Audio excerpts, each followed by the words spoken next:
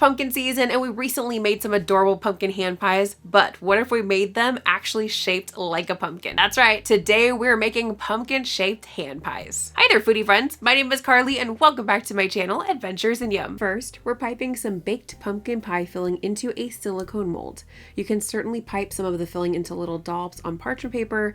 I simply prefer using this silicone mold. For the pie filling recipe, see the recipe video in the description. This filling is already baked to help give it some stability, so if you'd like to see that extra step, check out my pumpkin Linzer cookies video, also linked in the video description. After we're done piping, we place the pie fillings in the freezer and leave them for at least a couple of hours or until completely frozen. Personally, I love to leave mine overnight. Next, we're rolling out our pie crust on a lightly floured surface. You can certainly use store-bought crust, but I love to make my own, so if you'd like the recipe, make sure to check out the description for the recipe video link as well. Once we've rolled out our dough to about 1/8 inch thick or about 3 millimeters thick, we use a circle cookie cutter to cut the pie crust. The cookie cutter I use here is 4 inches or about 10 centimeters in diameter. After we pop our fillings out of the silicone mold, we place one in the center of each pie crust circle. We then wrap the pumpkin filling with the pie crust and make sure to press the pieces together on the bottom. We want to make sure that each ball is completely sealed so that the filling has a lower chance of leaking out the bottom. We work quickly to wrap them as they're much easier to work with when the filling is still frozen. As always, we combine the scraps and chill so that we can re-roll and cut more later. Once we're done assembling all of our pie balls, we now take baker's twine, which is a food and heat-safe twine used for cooking and baking projects, and lay them down on a work surface like so.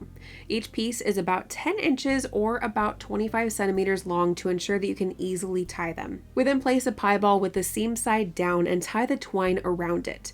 We tie them so that it's right on the outside of the pie crust, but not digging into it, and also not so loose that it will easily fall off. Once again, we work quickly because this part is easiest when the filling is still solid. Once we're done with all of them, we cut off the excess strings on top. Before we finish these fun and tasty treats, if you're getting value out of this video, then please make sure to hit that like button, click subscribe, and ring that bell to be notified about my latest video. Next, we prepare our egg wash. For mine, I use 1 whole egg and a splash of whole milk. After we give that a thorough mix, we brush it onto the pie dough. I decided to make half of them plain and then color the egg wash orange for the other half. Once we're done, we chill them for about 5 minutes or so in the fridge. We then bake these at 400 degrees Fahrenheit or 204 degrees Celsius for about 30 to 50 minutes or until golden brown. We then let them completely cool and then carefully cut and remove the twine pieces. This process is a little tedious, but they look amazing when they're complete.